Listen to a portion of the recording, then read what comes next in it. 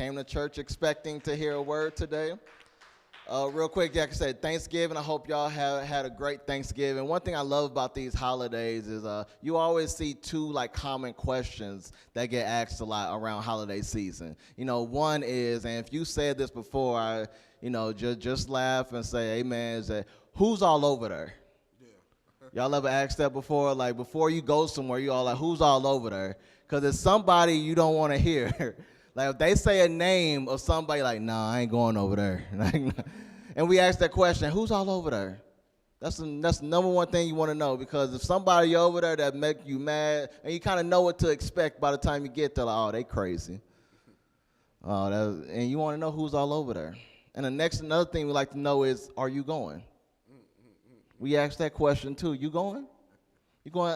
It's a lot of time where I tell people, like, hey, I tell people about a function, an event, or at this farm, they're like, hey, you going? Because their decision to go is dependent on whether or not you going. Who all going to be there, and are you going? Those answers are going to determine if my presence is going to be there.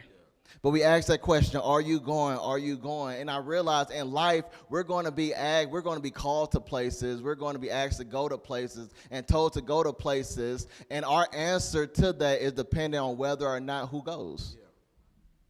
That's just how life is. You're going to be asked to go somewhere. No matter what it is, your answer depends on whether or not who's going with me. And in this text today, we're going to eavesdrop on a conversation between Moses and God. And God is basically telling Moses to go somewhere, and Moses' answer to that question is dependent on whether or not who's going with him and who's going to be there. Who's going to be there? So tune in with me to Exodus chapter 33, verses 12 through 17, reading from the NIV. Exodus 33, 12 through 17. Moses said to the Lord, you have been telling me, lead these people, but you have not let me know whom you will send with me. You have said, I know you by name. I know you by name, and you have found favor with me. If you are pleased with me, teach me your ways so I may know. Someone say no. Know you and continue to find favor with you. Remember that this nation is your people. The Lord replied, my presence will go with you. My presence will go with you, and I will give you rest. And Moses said, if your presence does not go with us, do not send us up from here. How will anyone know that you are pleased with me and your people unless you go with us? What else will distinguish me and your people from all other people on the face of the earth? And the Lord said to Moses, I will do the very thing you have asked, because I am pleased with you and know you by name. And I want to go, and today's text is coming from, let's look at verse 14 again. Verse 14 again. My presence will go with you, and I will give you rest. And Moses said to him, if your presence does not go with us, if your presence does not go with us, do not send us up from here. And today's subject is, you going or no? You going or no? To all the seasoned saints and the non-urban saints listening to me right now, or no is just a fun way to say or not. So, instead of saying you hungry or not, it's like you hungry or no? You going to church or no? You thirsty or no? Or everybody's favorite, you mad or no? People get so mad when you ask them that. I ain't mad. Well, you are mad. But you hungry or no? You mad? So or no is just a fun way to it's an informal way of phrasing a yes or no question. And so in this text, we see Moses basically asking God, like, you going or no? Like, I know this is the promised land. I know this is the promised land. I know this is a land flowing with milk and honey, but that means nothing if you're not going with me. See, a lot of times we can get so caught up on the milk, so caught up on the honey, that we don't realize that, hey, God, are you going to be with me in this? Or are you going to go with me in this? You going or no, God? Because, yes, I know the land look good. And yes, I know it is flowing. It's the promised land, but the promised land means nothing if your presence isn't with me, if your presence isn't there. How many of you just are thirsty for God's presence? Like, I'm not willing to do nothing if you're not in it. And that's the mindset we should have as Christians. That's the mindset we should have as believers. God, if you're not in it, I don't want it. Repeat after me. If you're not in it, I don't want it. If you're not in it, I don't want it. I know I don't care how good it look. I don't want it if you're not in it. I don't care how much money it is. If you're not in it, I don't want it. I don't care how fine she is. If you're not in this, I do not want this. Are you going or no? Because I need your presence. I'm not going to get this job without you. This job is not a job without you. I don't want this job if you're not in it. I don't want this marriage if you're not in it. I don't want this opportunity if you're not in it. Because a lot of times, you don't need to say yes to every opportunity. Because some opportunities are really traps in disguise. See, a lot of times we get so caught up. How many of you just, it's hard to say no. It's hard to see people like, well, the older I got, I say no all the time. But it's hard to say no, so every opportunity you want to say yes to. But not every opportunity deserves your yes. Because although it's an opportunity, doesn't mean it's right for you. And I had to learn that a lot, like get presented with opportunity. Like think about Nehemiah, when Nehemiah was called to go build the walls, right? And when Nehemiah was close to building the wall, his haters came, Sanballat and Geshem came, and they asked him to come down from building, right? They asked him to come down from building. So that was an opportunity for them to have a chit chat, but it was really a trap. What Nehemiah said, they were scheming to harm a brother. They were scheming to harm me. So that was a trap. Some opportunities are just traps. And that's why you need discernment, because some opportunities are just set up. Because like one thing about the enemy cannot take away your gift, but he can distract you, because when you distracted, you're ineffective. And so some opportunities are simply distractions. So basically saying, you can't, I don't want this guy. If you're not in it, I don't want it, because this might not be for you. Sodom and Gomorrah looked good. Don't mean it was good. Because it can look good on the outside, but then on the inside, it doesn't fit you spiritually. And he's saying, if you're not in it, I don't want it. I don't care how good it is. And we need to have that mindset that we don't care how good of an opportunity is. If you're not in this opportunity, it's not for me. Nothing wrong with that. Nothing wrong with that. Saying this is not for me. Because God is not in this. If you're not in it, I don't want it. And Moses was basically saying, look, I don't want to go to this promised land if your presence do not go with us. I don't want to go into this promised land if your presence is not with us. Because I don't, look, like I said, the milk is cool, the honey is good. So I don't care about the gifts. I want your presence. Last week we talked about what? We talked about we loving the giver over the gift. And so this was simply a test. So are you going to choose the milk and honey over God's presence? Are you going to choose it? Or are you going to choose the gifts over the giver? Are you going to choose? See, some of us would have said, all right, well, shoot, I'm going to still go to the promised land. God, I'll meet you there. If you decide to come, cool. God, if you decide to come, you cool, but you know where I'll be. I'll be in the promised land. And a lot of times we move ahead of God, and we try to get God to bless our decision when God already said what he said. How many of you have done something and you wanted God to bless it? Instead of asking him in the beginning, you wait till after to get his approval. And now you're upset because what he has to say is opposite of what you wanted. And now you're stuck. You're like, what should I do? I don't want to break their heart. Well, you should have asked them in the beginning, is this person for me? Is this opportunity for me? Is this position for me? Is this job for me? Because one thing I learned, that if God not in it, it won't last. It won't last. It won't last. So we should invite God into every area of our life. Invite God. Don't invite him later. It's not like an afterthought. No, we should be one to ask God now. Because we're going to get presented with some opportunities. We're going to get presented with some situations. You need to ask God, are you going to be in this with me? Because presence is everything. Nothing like the presence of God. Nothing like the presence of God. That's why every Sunday we ask, God, just fill this room with your presence. Fill this room with your, it just feels good. It's like a kid knowing their parents' presence is around. Like when you're a kid and your mama or your daddy coming up, you just feel good. How many just feel good when you just know, just walking around, oh, I feel God. I feel God in this place. I feel God in this job. I just feel God. His presence has some type of feeling. And you probably enter, and you ever enter a room like, no, this ain't it right here. I'm going to go ahead and get out of here. I'm going to skedaddle because some stuff in here, some stuff going on. You just feel it has some type of energy. And I'm here to tell you, if you walk in a room and it don't feel right, it ain't right. Go ahead and leave. It's not right. Do not feel guilty either.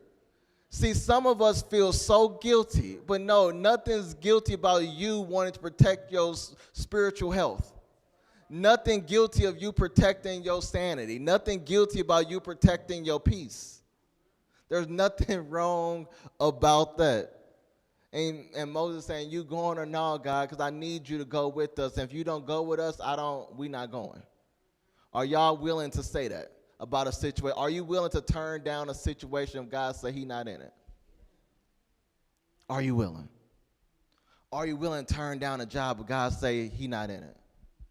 Are you willing to not pursue marriage with someone if God say he not in it? Are you willing to turn down an opportunity of your dreams if God said, I'm not in it? I'm not going to go with you today. What will you do? What would you do? If you're not in it, I don't want it.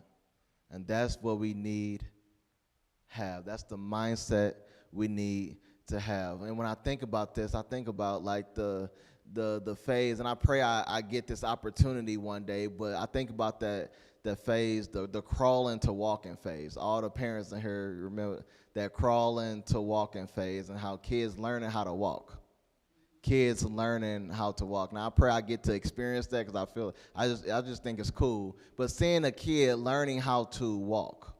And then when they're learning how to walk, right, like when they're going from crawling to walking, they first need you, and you encourage them. They fall down, get back up. You encourage them. They fall down, get back up. And you teaching them to get back up and keep moving, keep going, keep going. But when they start walking, now they going places. They like, no, just stop. Now they're able to move around at their free will and do everything. But isn't it crazy? Isn't it crazy how we love teaching people how to bounce back from failure, but we really don't teach them how to handle success? If you think about it, we can teach people how to bounce back from failure, but we don't really teach them how to handle the success of walking. Because yes, how you handle failure says a lot about you, but how you handle success says a lot about you too. How do you handle when you winning? How you handle when you win it? Do you get big-headed? Some people get big-headed. Some people get arrogant. Some people, because there is a such thing as sore winners. There is a thing as sore, we talk about sore losers, but there is a big thing about sore winners. How do you handle winning? Do you become bigger? Because success, and I learned that success just exposes who you are at a higher level. Think about that. Success exposes who you are at a higher level. So if you're immature and you're successful, you're just going to be immature at a successful level. I still remember like this one, like this one guy, like teenage pop star. He made a lot, immature, 18, 19 with a lot of money, just doing dumb stuff. And then one of the OGs in the game basically said, y'all need to give this kid a break. Imagine all the stupid stuff you did when you was 18 years old. Now give yourself $1 million. Yeah. And he basically saying, just think about the mindset that he's immature. You was immature, you was 18, you just didn't have $1 million. That's it. So if you had $1 million, you probably would have bought some dumb stuff too, did some dumb stuff too. Ain't said when success just elevates you and just exposes you at a higher level. If you generous before success, you hit it big, you'll just be generous at a higher level. But if you immature, if you arrogant, if you ignorant, if you insensitive, you just gonna be more of that at a higher level. And y'all seen some arrogant people at a higher level. At a higher level. You can't, money won't change. Money just exposes who you are at a higher level. If you dumb with no money, you're gonna just be a dumb person with money. If you're arrogant with no money, you're going to be arrogant with money. If you're insensitive with no platform, you're going to be insensitive with a bigger platform, because all it does is exposes you. That's all it does, it exposes you. So how do you handle success? I know how you handle failure, but how do you handle success? And let's break it down. How do you handle when you freed? How do you handle when God freed you from something that was keeping you bound? How do you handle when you're no longer chained up? How do you handle when you're no longer tied up to what's keeping you tied up? How do you handle that?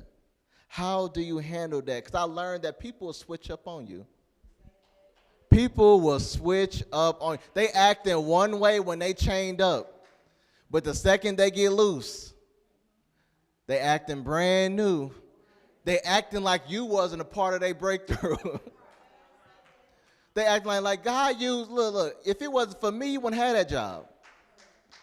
If it wasn't for me, and we quick to say that. Like, no, don't treat me brand new like I wasn't a part of this. Like I was a part of it. I helped build this, and now you got a little clout. Now you got some more views. Now you got more followers. Now you act like you don't know it, brother. But how do you handle success? Some people, that's how they handle success. The more they get, then they just switch up on you. They just switch up on you. And it wasn't like, if it wasn't for me, but I learned that we'll do that when it comes to God. We quick to cry out to God when we need something.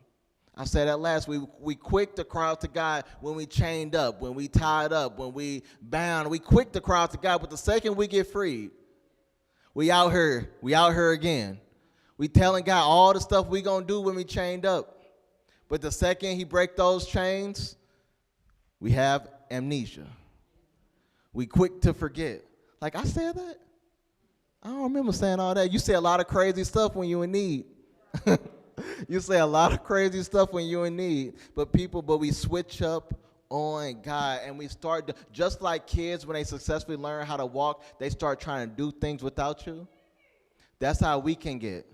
When we become successful and when we're not in need like we were anymore, we start trying to do things on our own. Because we can become so arrogant thinking that it was us who got us there. It can be us who got us there. So how do you handle success? And we forget that it was God who got you where you are in the first place. I don't care where you are in this room. It's God who got you there. It was God who got you there. So don't be quick to forget on why you where you at. Don't be quick to forget that it was all God. Someone say all God. All God. Where I'm at is all God. It wasn't the universe, it was all God. It wasn't my talent, it was all God. It wasn't my brain, how smart I was. It was all God. God is the reason that you got what you got. It was all God. Someone say all God again. All God. Don't ever become so arrogant that you think it was talent that got you where you at. Because can I break it to you? It's people out there more talented than you. It's people out there way smarter than you. It's people out there, but David was not the tallest. David was not the strongest. But he had something that his brothers didn't have, and that was the anointing. And so it was God who got David where he was at. It wasn't his skill. It wasn't his strength. It wasn't his height, but it was God. So let's not be quick to forget why you at where you at. Let's not be quick to forget who got you where you at. Somebody say, all God. All God. So that's all you need to say. When you walking around, you looking at your job, you looking at your desk, you looking at your title, and you looking at all your accolades, just say, that's all God right there. That's all God right there. You can I'm not a fool. I'm not a fool. I know who blessed me. I know who made this happen. It was all God. It was all God. Success will have you thinking it was all you. Like, yes, you are smart. You talented. Cool. But don't and people will fill you up. People will give you so much praise that you're thinking, I got this. Sure, I'm going to make something else happen. I'm going to make something else happen, right? And here's the thing. Then you start operating outside of God. So before, you was consulting with God, working with God on this, but now you got the big head. Now you're like, shoot, I can do this. And now you start doing things without God's stamp of approval because they're saying, I got this. And people will get you to that point. That's where you have to check yourself. And that's why I believe God allows some things to happen to you to humble. Like, hey, now, all right. You was getting a little big-headed, so I had to bring you back down, let you know, hey, I was the reason that you got to this level. Like in terms of sports, don't abandon the game plan. This strategy been working. Like, look, God, like me and you been working. And so now that you become success, don't try to switch it up now. Me and you been working. But now you got some clout, you got some fame, you got some views, you got some more clients, you got all this other stuff. Now you trying to switch up on me? And now you trying to operate outside of what we were doing? Like, no, this should be all God. This should be all God. Success will have you believing in yourself more than believing in God. Believing I can make this happen. Success will have you thanking the universe over God. Success will have you worshiping things over God. Because in this text, that's why Moses in this text is saying, God, are you going or not? Because God said he's not going with them because of what the Israelites did. The Israelites worshiped an idol over God. After all that God did for them, they had the nerve to worship an idol over God. He brought them out of Egypt through the Red Sea, fed them manna, provided for them. And when it's all said and done, they built a gold calf and worshiped it. And God, after all I done, this is what you gonna do? And God done so much for us, right? God done so much for us, and after all he's done for us, you worshiping that over him? You worshiping your job over him? You worshiping your spouse over him? You worshiping your money over him? After all he's done for you, God has provided for you day in and day out. How many of you know that? God has constantly been providing for you, consistently been providing for you, consistently making a way for you. And after all he's done, you still worshiping things over him. After all that he's done, you worshiping the gift over the giver. After all he's done for you. Because you're blessed. And you know you're blessed. But every day you're just thanking your blessings over the one who blessed you. After all he's done. And that's what happened with after all he's done for them. He's like, what more do I got to do? After all he done for them, when it's all said and done, they built a gold calf. People are like, where was Moses when they were doing all this? Moses was with God. Moses was with God for 40 days and 40 nights at Mount Sinai. And so he left his older brother Aaron in charge. And then this is a whole nother sermon. We need to talk about leadership because Aaron was the leader. Aaron was the leader in charge. And for those who know, Aaron was Moses' big brother, who God paired with him because Moses was very insecure about his speech because Moses had a stutter, so he sent Aaron to speak on his behalf. So when Moses was away, Aaron was in charge. Aaron was the leader, but Aaron made a huge mistake giving in to what the people wanted. Giving in to what the people wanted. The people basically, when Moses was away for 40 days and 40 nights, the people told Aaron, make us gods that shall go before us. Make us gods that should go before us. The man who brought us out of the land of Egypt, we do not know what has become of him. The people wanted a God that they could send before them, leading them to the promised land. So wait a second. So they know it was God who got them out of Egypt. They know it was God who got them through the Red Sea. They know it was God who revealed himself on Mount Sinai. But now they want Aaron to make a God to finish the job. And when we all should know that God would never start a thing he doesn't plan on finishing. God does not need help finishing what he started. He will see, the Bible says he watches over his word to see it perform. So he's going to make sure it follows through what he said it's going to do. So he's already, just believe, if he starts something in your life, he's going to finish it. That should give you some comfort. He doesn't have to do a job. He doesn't just do a half job and just walk away. No, he's going to finish what he started in your life. So you should find some type of comfort knowing that he's going to finish this.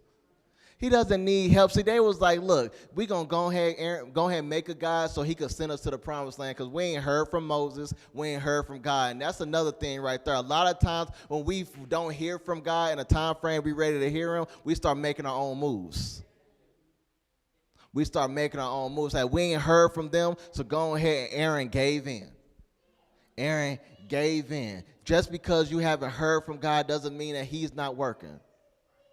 God is going to finish the job. God is not no quitter. He's not no quitter. So because that's why we say do not give up on God, because he won't give up on you. So he won't give up on you because he's constantly working on you. You're a project. You're a project. You're still getting worked on. Nobody's perfect. Everybody in this room is still being developed. Everybody in this room is still being worked on. That's why you need to stop judging other folk, because we all got some stuff to work out. We all in here, in this room right now, we just working it out. Whatever hand we got dealt with, we just trying to manage it, make it work, and just keep getting better. It's all about continuous improvement. Study that line, corporate America, continuous improvement, constantly work. So that shows that God is constantly working on you. He's working on you. He's working on your attitude. He's working on your patience. He's working on your pettiness. He knows, like, look, now, where I'm trying to send you, you can't just pop off like that. You got to be chill. I'm going to throw some things in your life to work that stuff out so you don't spoil this next level. Because I want you to remain there. I don't want you to get in and get kicked out because of your attitude. And some of you like, why is God having me deal with all this stuff? Why did he bless me with this coworker that's getting on my nerves? He's working on you. That coworker was sent to work on you, to work on your attitude and your temperament and your patience, everything you need to handle and take care of before he promotes you. People are like, no, I just don't like that person. I just don't like this person. You just go ahead, guy. I don't need that lesson. I don't need that lesson. But he's constantly working on you. And they started bowing down. They started bowing down to the gold calf. And I'm giving you all this backstory to understand why Moses is thirsty for God's presence. Because of what the Israelites did, God said, I'm not going to go with them. I'm not going to go. And he called them a word that accurately described how the Israelites were, and that was stiff-necked. Stiff-necked. Stiff-necked. Stiff-necked is just another word for stubborn. They were stiff-necked. They started bowing down, and he called them stiff-necked. And stiff-necked is a farmer's metaphor of an ox that will not respond to direction. Stiff-necked. How many of you got like dogs? Dogs, and if you walking a dog and they don't want to go somewhere, they get tight on you, and you sitting there pulling, they neck, they got a collar on, their neck gets stiff, they not budging, they not moving, because they sit there and they're stubborn. So back then, when a farmer harnessed a team of oxen to a plow, he directed them by poking them. He directed them by poking them, and to pick up the speed or turn, and the ox that refused to turn was called stiff-necked. And so that's why God is saying these people are stiff-necked, because a stiff-necked person, a stiff-necked animal, refuses to turn its head to take a different path. So a stiff-necked person refused to turn their head to go a different way, because everything starts with the head. Everything starts with the head. I heard somebody say you dive into the next level head first. So a stiff-necked person refuses to change their mind in order to be better. Ain't nothing more frustrating than trying to help somebody that's stiff-necked. Nothing more stiff-necked people will bring frustration into your life. Farmers were frustrated when they kept trying to get an ox to do what it says it's going to do, and the ox is not budging. People will get frustrating. You ever try to help somebody, they will just refuse to be helped. Frustration. Someone say frustration. Frustration, frustration, nothing more frustrating. Stiff-necked people will have you frustrating. Stiff-neck, ain't nothing worse trying to lead stiff-necked folk. Because if you want better, you need to do something. You need to do something. And a lot of times you try, because I'm guilty of wanting things more than somebody else wanted. You ever try to help somebody, you like, yo, like, why you don't want this? You gave them the contact, you gave them the job applications, you vouched for them, you gave them money, you bought them interview stuff. You try to do all you could, and yet they still don't change. They love to remain right where they're at. They stiff-necked. They're stiff-necked. And now you frustrated. And I want to break this from you. You don't need to feel guilty of just being, you know what, I'm backing off.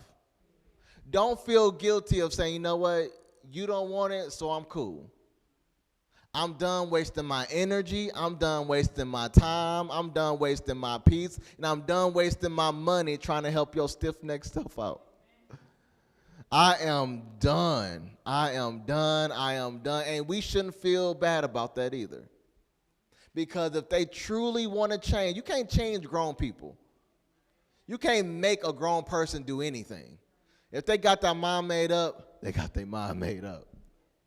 If that's how they feel, that's how they feel. That's why a lot of things you just leave into God's hands. Because God has the ability to touch stubborn hearts. God has the ability. You just frustrated. You just wasting your time. You just wasting your time. You just like, oh my goodness. All I can think about is just trying to get people, like in college, we helped with career fair, trying to get them ready for career.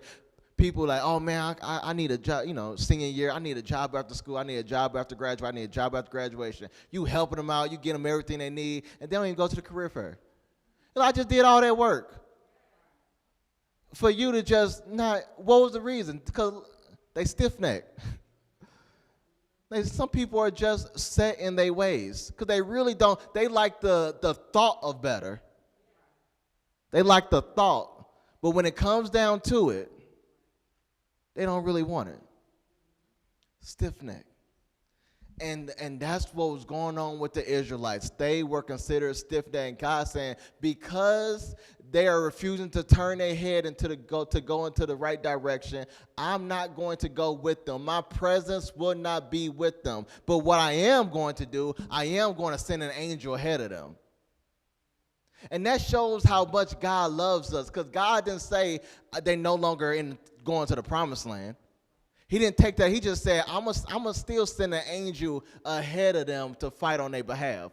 I'm going to still send an angel ahead of them to drive out the Canaanites, the Amorites, the Hittites, Perizzites, Hivites, and the Jebusites. I'm going to still send an angel to come down ahead of them and drive out the land. God is already ahead of you. God is already in your next working things out. God is already on that next level working things out. He's setting the stage for you. God is already setting the stage for you. See, a lot of times we get so frustrated because we don't know what's next. When God is saying, oh, I'm already in next working. I'm already touching the right hearts. I'm already removing people. I'm already adding people. I'm already putting so many things in place. All you got to do, and the Bible says, get up and go. Get up and go. I don't know he needs to hear it. Just get up and go. Get up and go. God wants you to get up and go because he's already ahead of you.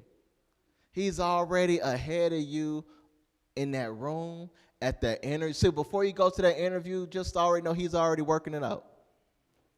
Before you go through that door, he's already in that door. He's already in that room making it happen, making it do what it do. All you got to do is get up and go. All Nehemiah had to do was go ask. God already had favor on the heart with the king. God already touched the king's heart to approve what Nehemiah go build a wall. All Nehemiah had to do was ask. And some of us don't even want to ask. All you got to do is just ask, bro. All you got to do is get it. God said, get up and go to the land flowing milk and honey. I will send an angel ahead of you to drive out the enemies. All you have to do is get up and go. Are you willing to just get your lazy self up and go? Are you willing to just get up and go and just get to walking? Somebody say, get to walking. Just get to walking, knowing that God is already ahead of you, working things out. He's already driving out the haters. He's already touching the right hearts. He's already setting the stage for you. Doesn't that feel good? To know God will not send you somewhere he hasn't already been. That should feel good when he puts something on your heart and you like, God, how is this going to happen? Don't worry, I'm already working it out. And he said, I'm going to send before you step foot. I'm already in there working. But Moses did not like that. That's when we get into the text. Moses did not like that. He said, you need to personally go with us. I know you, angel, cool, but you need to personally go with us. And if you do not personally go with us, we're not going. Because I want you. I want you. This isn't about the milk. This isn't about the honey. This is about you. Moses had that attitude of, if you're not in it, I don't want. Moses took a tent. When God said, I will send an angel ahead of you, this is all Exodus chapter 33. Moses took a tent and he set the tent up. He said, God, we need to have a talk. We need to go ahead and have a little chit chat because I'm not with this. And he stood in the gap for Israel. Like he always did. He stood in the gap. Israel out here doing wrong. The Israelites out here doing wrong, but Moses stood in the gap for them. See, you could be where you are right now because somebody stood in the gap for you. Ain't nothing like intercession. Ain't nothing like, I already know my great-grandmother stood in the gap for us plenty of times. It's somebody that's been praying for you, somebody that stood in the gap for you to speak on your behalf. Like, I know they tripping, God, but hold up. Hold up. Don't leave them. I know parents, you stand in the gap for your kids. There's people that stand in the gap for you, friends stand in the gap. Ain't nothing about standing in the gap for other folk. Because nobody's perfect. The Israelites, God is upset with them. First of all, he said, I'm not going to go with them because if I go with them, I'm going to end up destroying them because they stiff-necked. That's basically in 2022 terms of, hey, they need to leave before I pop off. You ever told somebody, hey, just parents, you ever told your kids, hey, just walk away. Just walk away. Because I'm going to end up popping off. Just leave. That side of me going to come out. That's what God is basically saying, hey, I'm not going to go because if I'm go and the way they be acting, I'm going to just destroy them. And so but Moses like, look. He stood in the gap for Israelites. He stood in the gap for them and was like, look, God, can we talk real quick? Can we have a little chit-chat? Then he was basically, he reminded, this is your people. You asked me to lead, but these are your people. We're going to talk about this next week because he said, teach me a way so I may know you. Moses was desperate to know God more. And next week, that's what it's going to be all about. We need to be desperate to know God more. Because he said, you know me by name. You know me, but I want to know you more. We love to say, God knows me, but do you know God? Because there's a difference between knowing God and knowing of God. And a lot of us just know of God. But knowing God requires a personal relationship. And so that's what Moses stepped it up first. Then Moses was like, hey, teach me a way so I may know you. Then he said, look. Then God said, look, my presence will go with you and I'll give you rest. And he said, you going or not for real? Like, for real? Because if you don't go, if your presence don't go with us, if you personally do not go, then we're not leaving from this place. Are you willing to stay where you at if God said he's not going to go? Because we talk about faith when it comes to leaving. People, I'm stepping out on faith. People love to say I'm stepping out on faith, but are you willing to stay in faith?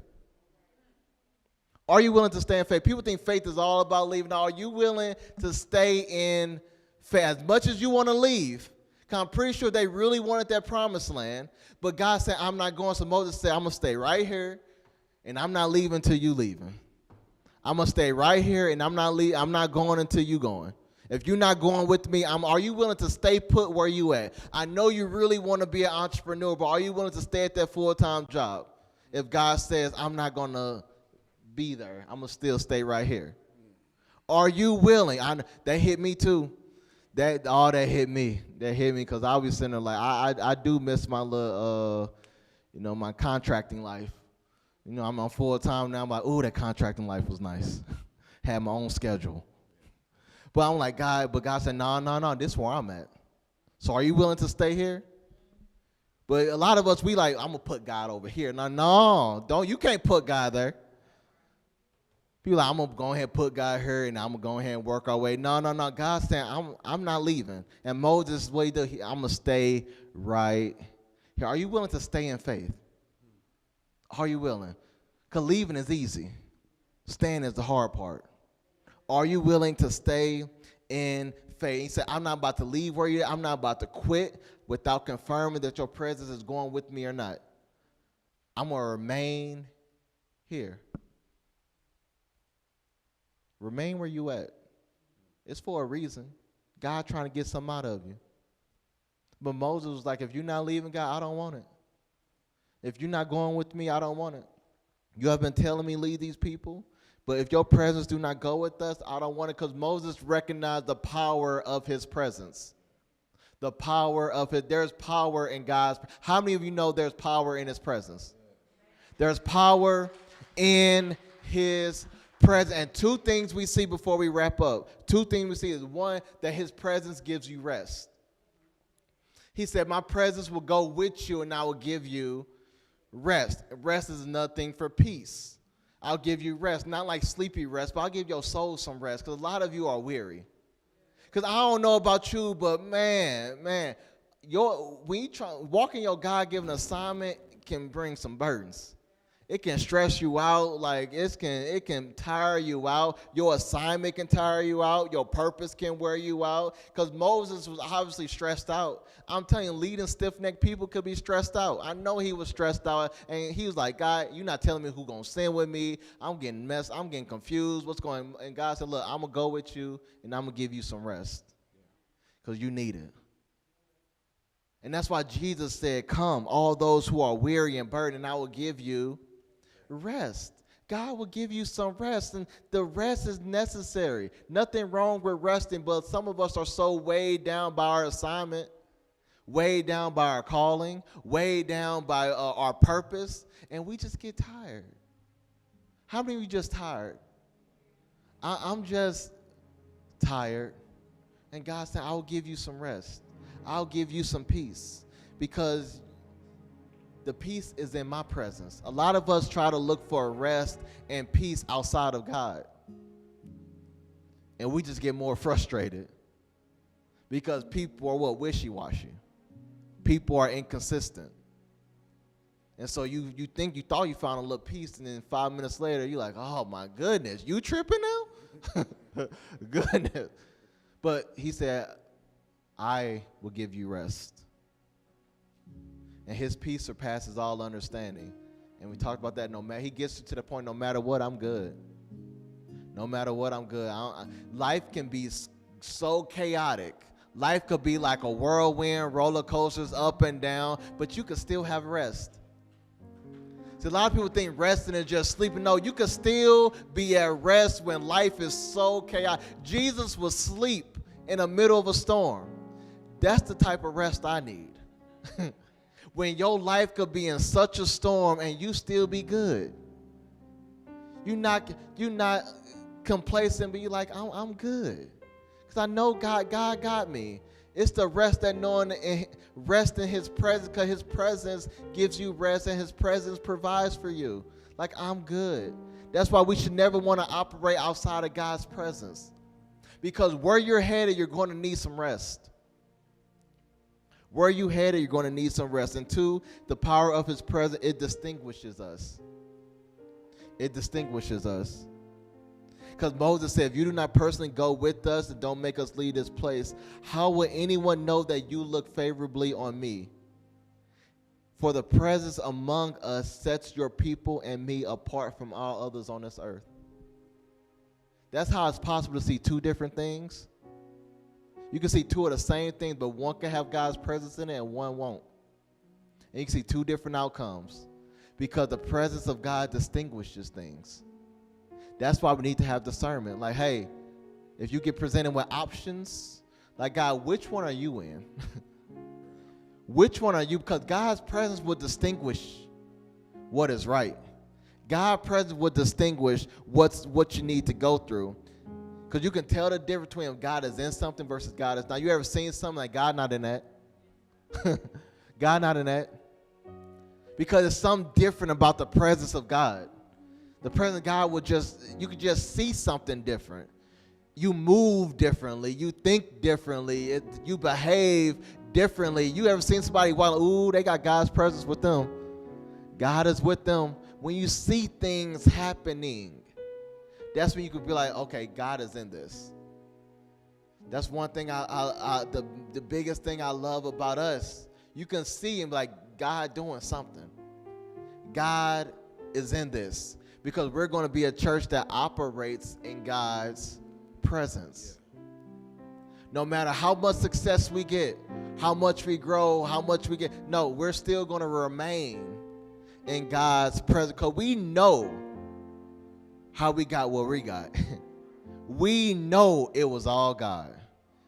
All God. And Moses stood in the gap. He stood in the gap for Israel. And God said, I will do the very thing you asked because I am pleased with you and I know you by name. So his presence went with them. And I bet you the Israelites didn't even know that Moses had to stand in the gap. You know, some of us are just embracing God, not knowing that somebody stood in the gap for you. Because you know you crazy. You know you jacked up. Ain't like, God, thank you for leaving me. You better thank sister such and such. Because they stood in the gap for your crazy self. Because you was out here wilding out. And people out here wilding out. And thank you, God, for never leaving. You better thank brother. You better thank your pastor. You better thank your grandmother. You better thank your mama. You better thank all of them because all of them stood in the gap for your crazy. You had to get 10 people to stand in the gap for you. Because you just out here having fun. Because we all sinners. We all sinners. So everybody need somebody to stand in the gap for them. And Moses did not let what the Israelites did stop him from being bold enough. Like, God, no, you need to come with us. And I do not want nobody in this room to become so arrogant to the point where you think you don't need God anymore. I don't want us to become so, because I want all of us to be successful. But if that success means you just discredit God and think you can do it, no, that's not what I'm talking about. I want us to be successful in knowing that, hey, it was God who got me this. Because God blessed you with it. And so we need to recognize that, hey, this was all God. Amen. Amen. Hey, let's give God some praise